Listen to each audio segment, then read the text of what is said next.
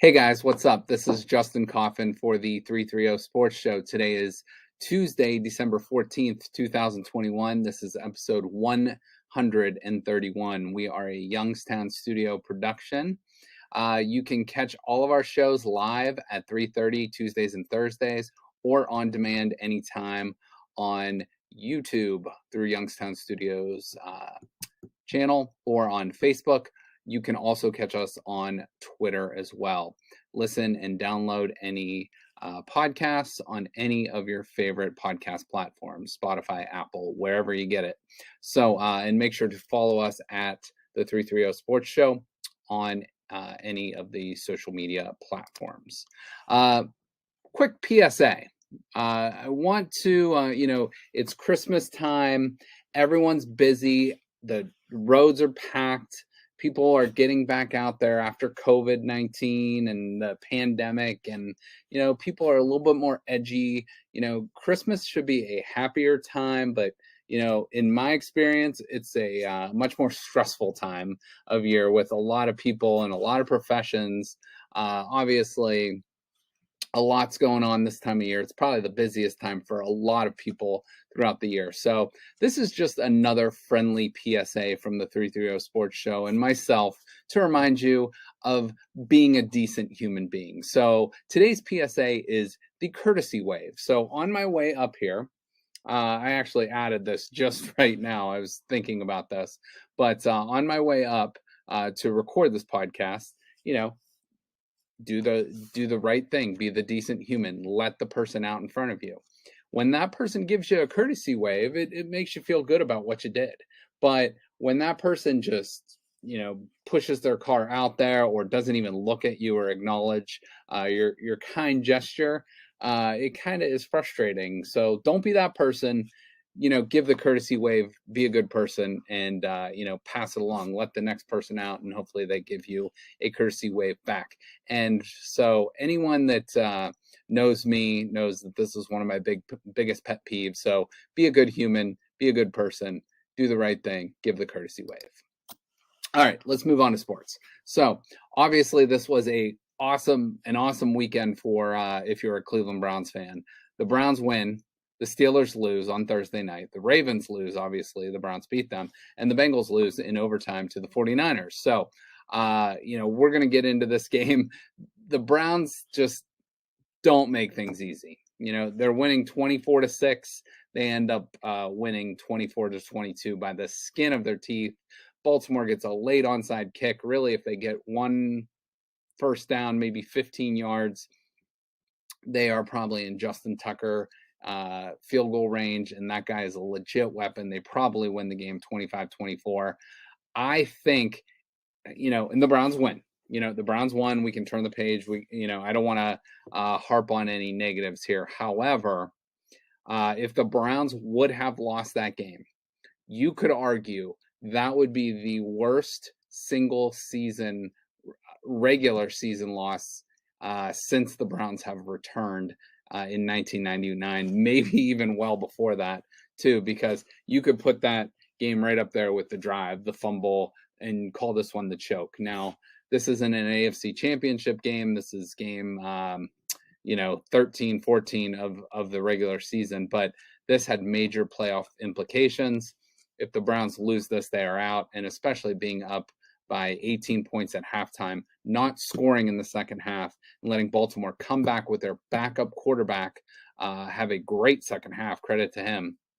It really was way too close for comfort, in my opinion. So could have been the worst regular season loss, but it wasn't because they won. So we take the victory. We move to 7-6. We move to second place in the AFC North. We're going to talk about that here in a minute. But, we take the win. We're happy with it. We move on. Myles Garrett also becomes the Cleveland Browns single season sacks leader.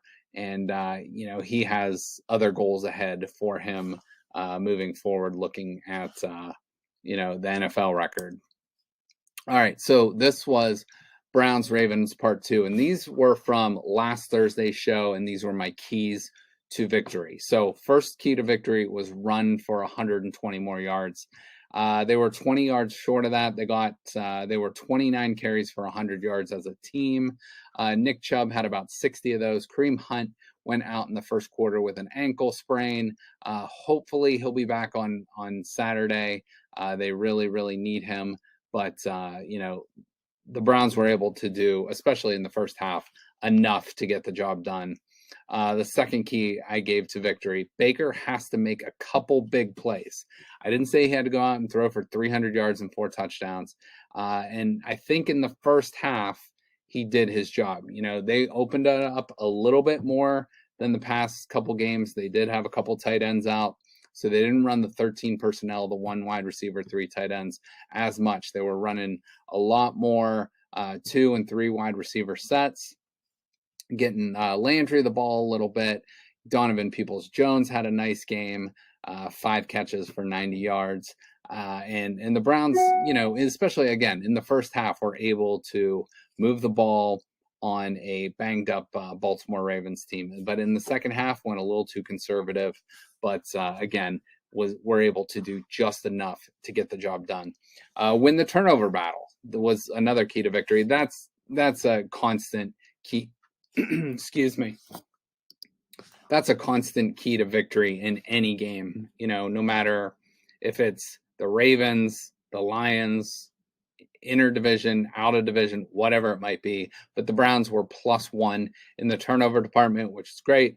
Baker did throw 1 INT and almost threw another one, but the Ravens had 2 lost fumbles in the game, and one of those being a strip sack for a touchdown. The other one was actually deep inside the Browns' red zone, and the Browns were able to jump on that, recover it, and prevent a Baltimore score, which, in a 2-point game really, really looks big when you look at it in hindsight. The next one. Have a 4 or more point lead in the fourth quarter. You saw in that game, Justin Tucker, 3 for 3. The guy is a legit weapon. He is going to be a Hall of Famer. He is the best kicker in the NFL, bar none, and probably the best kicker in the NFL in the last 15 years. So the guy is legit scary, can hit a 60-yarder at will, and is well over 90% for the season, and I believe his career. They were able to maintain a pretty big lead until they got that onside kick late in the game with about a minute and a half or so left. And luckily, the Browns defense held, because I think, like I said earlier, if Baltimore picks up 15 yards from where they got that onside kick, I think they probably win that game. And I, for a while, thought the Browns were going to lose the game after Baltimore recovered that onside kick. And then my final point was, don't let Lamar loose. And that was pretty well handled, because he went down with an ankle injury. He should be back. It's nothing major, but looks like a lower ankle sprain. Should return to their next game. So we will see. But he was pretty ineffective when he was in, at least with moving the ball and drives. But Huntley came in, the backup, and he played excellent. So give him credit, and give the Ravens credit. They just fight you tooth and nail, and they've built a great culture of winning there, even with a lot of their main guys out this season. So the Browns now are 7-6. Here's the final 4 games. So we got the win. We split with Baltimore, who still leads the division by 1 game. Next up, the Browns will play their next 2 games on Saturdays. So they're going to play this coming Saturday. I believe the game is about a 4:00 kickoff. It is at home, and it is against the struggling Las Vegas Raiders. For the last few years, Vegas has really started off the season hot and fizzled out at the end. Even with John Gruden resigning or getting fired earlier this year, that has still been the case. The Raiders are kind of in a free fall. At one point this season, they were the 2nd seed in the AFC. They have now dropped to 6 and 7, and on the very edge of being in the hunt for the AFC playoff spots.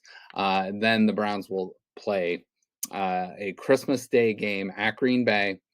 at Pittsburgh on Monday Night Football. So a lot of big games coming up. You know, their next 3 games are all prime time games. And I would argue with you, if they win 2 of those 3 games between the Raiders, Packers, and Steelers, that final game, I think, against the Bengals could determine who wins the AFC North. So I could see that game being flexed to a Sunday night. But we shall see. You know, again, the Browns have to handle their business. They got 4 games left. They have to go 3-1, in my opinion, to make the playoffs. You got to get to 10-7 and get the job done. And, you know, they have it in front of them. You know, if you look at it like on paper, you think they beat the Raiders, that you think they probably beat the Steelers, you think they probably beat the Bengals. You know, them and the Bengals could be a coin flip game. The Packers are a little bit better of a team, but you never know. That's why you play the game. And, you know, but you can't take anything for granted. You have to go out and beat the Raiders this Saturday and then see what happens at Lambeau in Green Bay.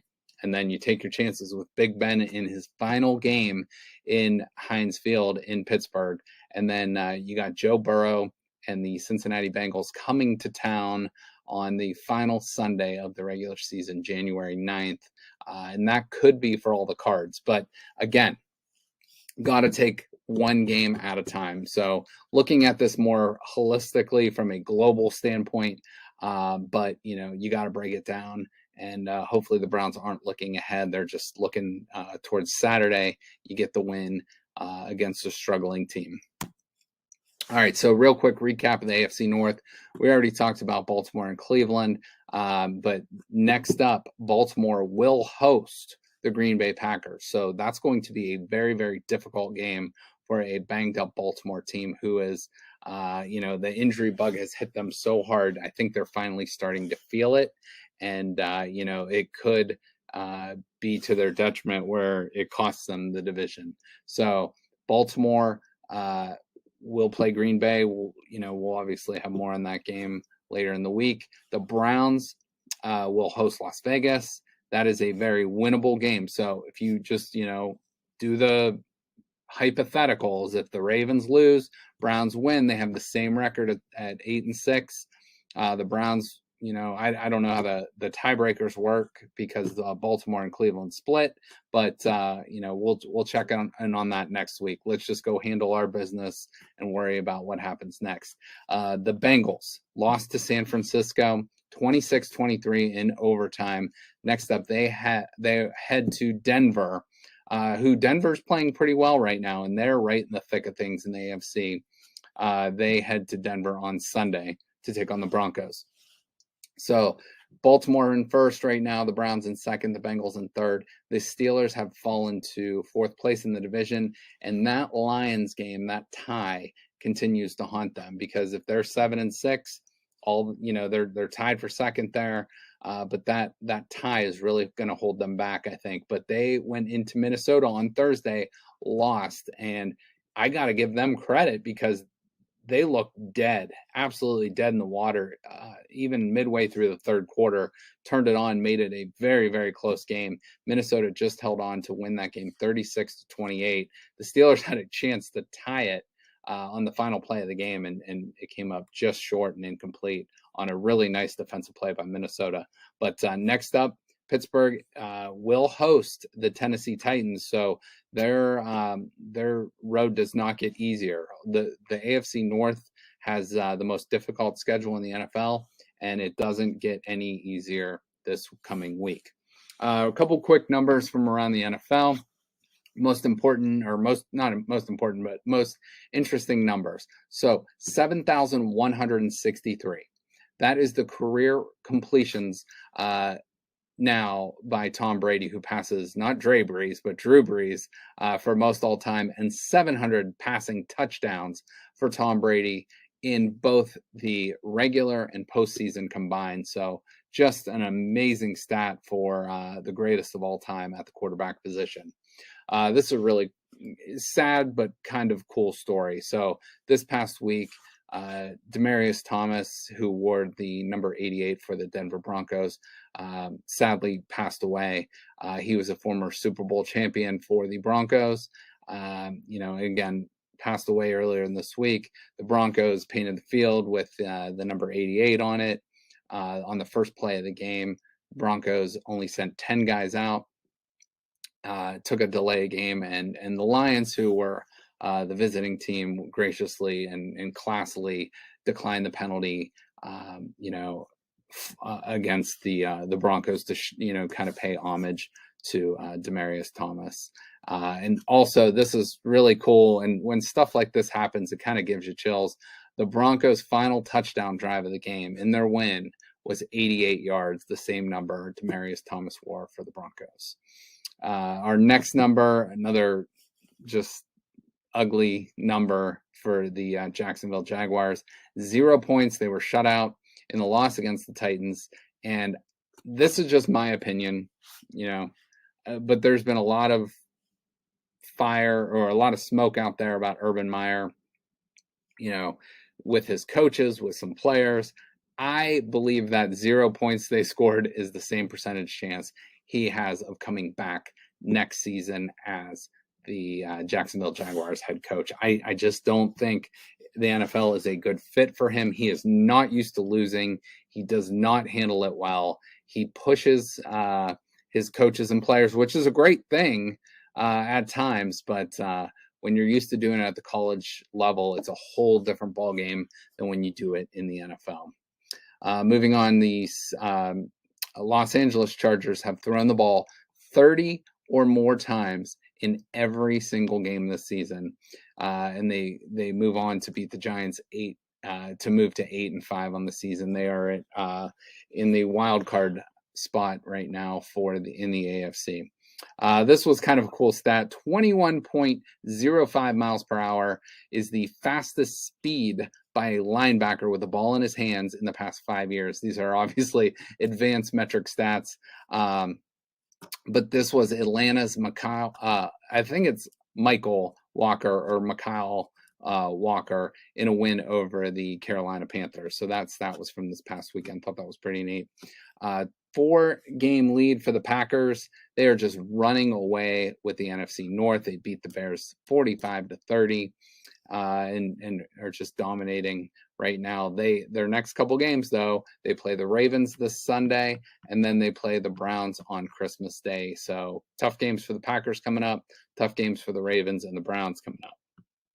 And then finally, 12 sacks on the season for Michael Parsons, the linebacker, hybrid kind of linebacker end for the Dallas Cowboys. He was I think the 11th pick in this year's draft, and he is well on his way to becoming the defensive player of the year. Had 2 more sacks, including a strip sack in the Cowboys' 27-20 win over the Washington football team. I think he will probably win the defensive player of the year.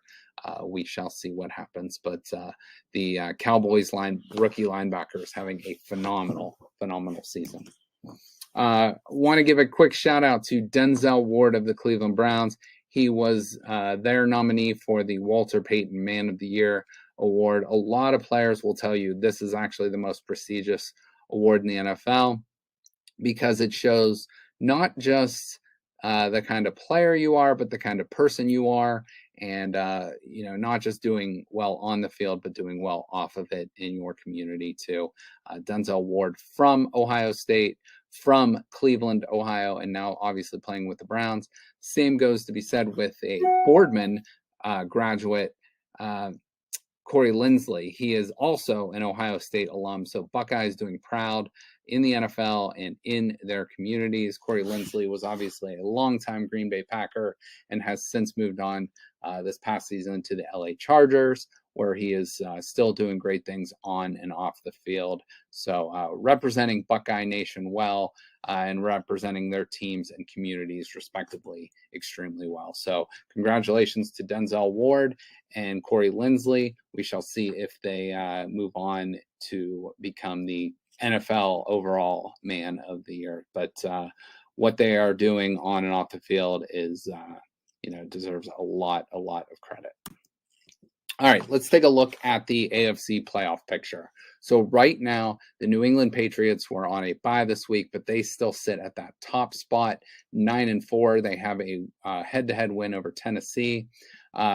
So Tennessee sitting there at 9-4 in the second spot. Kansas City is absolutely on fire right now. They are at 9-4 as well. And then the Baltimore Ravens still lead the AFC North in a very bunched up division at 8-5. So your 1 through 4 again: New England, Tennessee, Kansas City, and Baltimore. Your wild card teams, as it stands right now, are the LA Chargers at 8-5. You have the Indianapolis Colts, who again were really, really down and out at the beginning of the year, have really had a nice resurgence. In the midway point through the year, they are at 7-6. They're in the 6th spot. And the Buffalo Bills, who have been struggling of late, they fall to Tampa this past weekend and fall to 7-6 on the season. So we have Indianapolis, Buffalo, Cleveland, Cincinnati, and Denver all sitting at 7-6 in the fight for the final couple wild card spots. So the Browns right now would be the 8th seed if the playoffs began today. Cincinnati at 9, Denver at 10, Pittsburgh at 11, 6-1, Vegas at 6-7, and Miami at 6-7. But as I told you last week, Miami is absolutely on fire. They started the season 1-7, won their last 5. So this is going to be a wild, wild race to the finish. There are a lot of good teams in the AFC, but you could argue there's really, right now, New England looks like a great team, and Kansas City is emerging as a great team. But you could argue any team on any given week is very beatable in the AFC, and it's kind of one of those things. If you get in, it's anybody's ball game. So it's going to be a fight to get in that AFC playoff. And just put your chips on the table and put your cards down, and let's see who's got the best hand. So I'm very excited to see how this goes. Obviously, as a Browns fan, I want the Browns to get in there, and then we'll take our chances and see what happens, especially when it gets cold. We're a running team, and we'll see. But right now, if the Browns' best shot to get in might be to win the AFC North and knock Baltimore out. So if Baltimore keeps struggling, the Browns keep winning, best shot might be to win the AFC North. But again, just you got to handle your own business and then see what happens. All right, real quick reminder, our shows Tuesday and Thursday at 3:30 or on demand anytime. During our live shows, you can always call in 330-595-1600. Follow us on Facebook, Instagram, and Twitter. Please drop some comments, share the word about us. That really helps us out and helps get you guys content.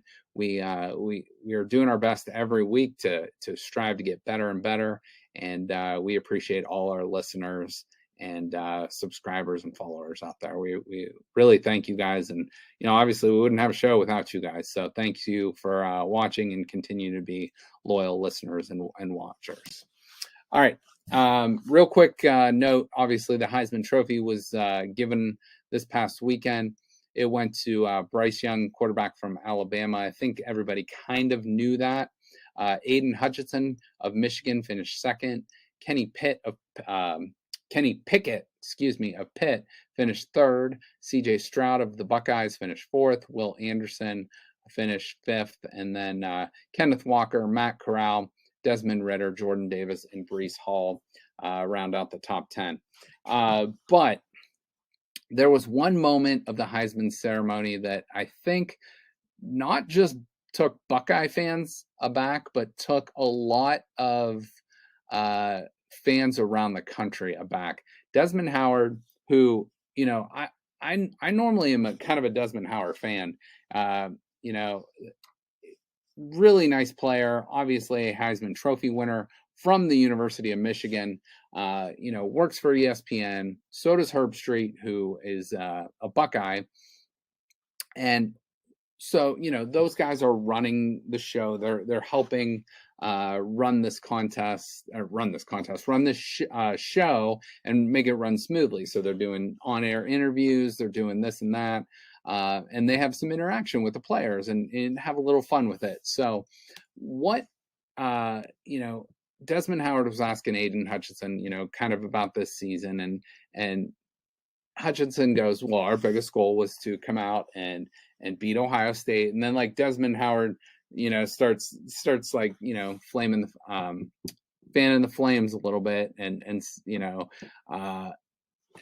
then there's like, it's a good thing Kenny Pickett's standing in between Aiden Hutchinson and CJ Stroud, and Desmond Howard very, and people might say, you're being a little soft on this, but this is a professional broadcaster on a professional broadcast remember, these kids are 18, 19, 20, 21, 22 in that range. And this is their spotlight. And for him to kind of like bash CJ Stroud, bash the Buckeyes a little bit.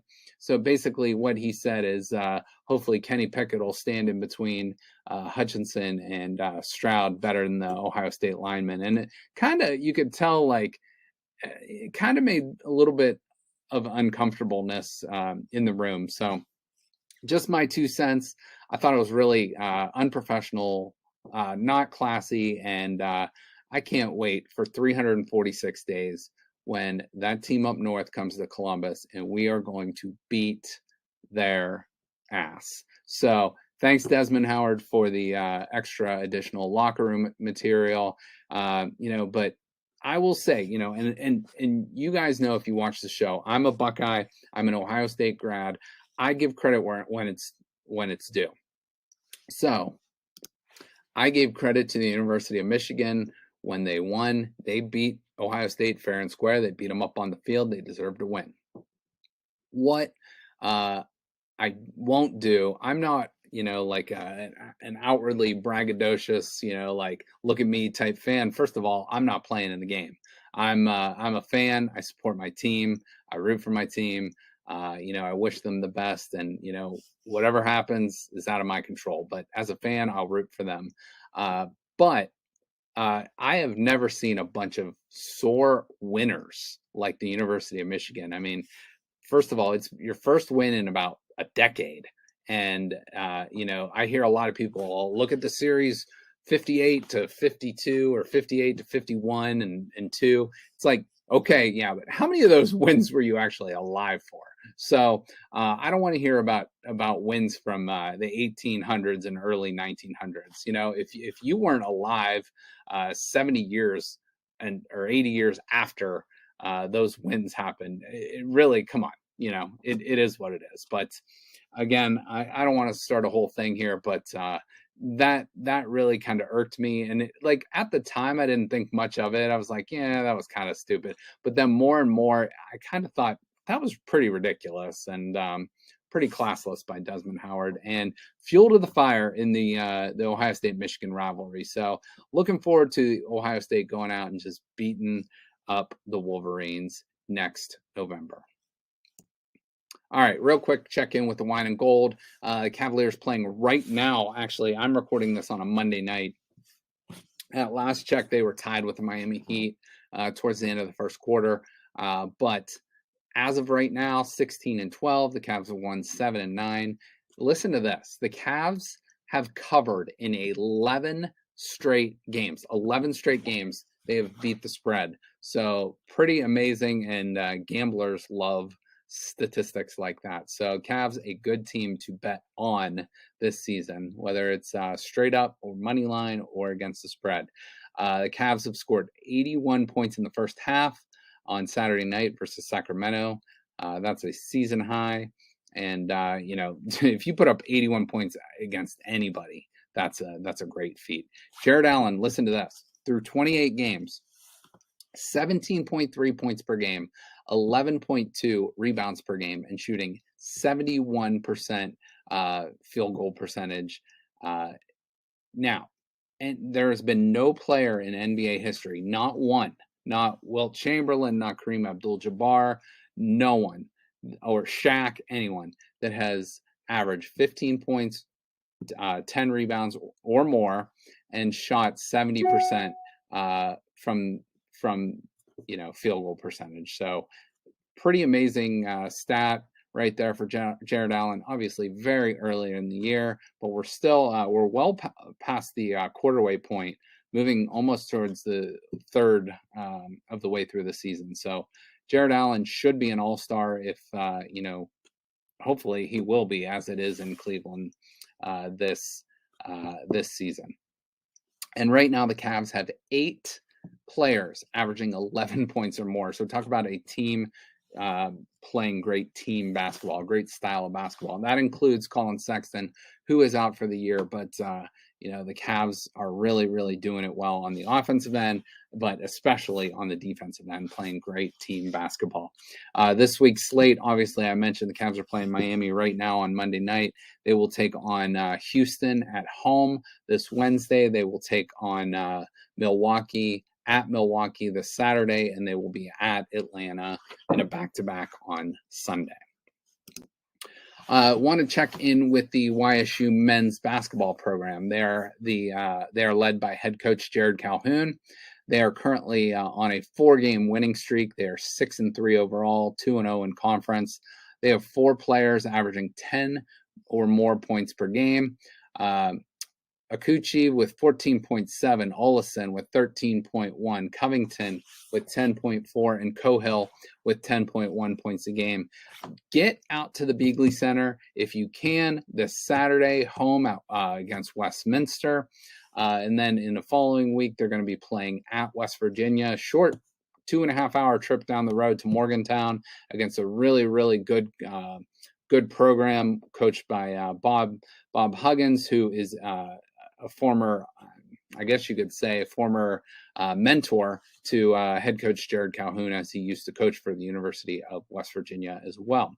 So get out to the Beagley Center, support these athletes. They're doing a great job. Support these coaches. This program is headed in the right direction under Coach Calhoun.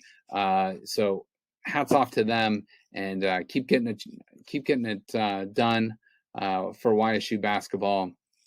And, again, I think this team has something special. Coach Calhoun's goal has always been to get to the tournament. And I think, they have an outside chance of doing it. They keep playing good team basketball. I think they could have a really good chance come tournament time.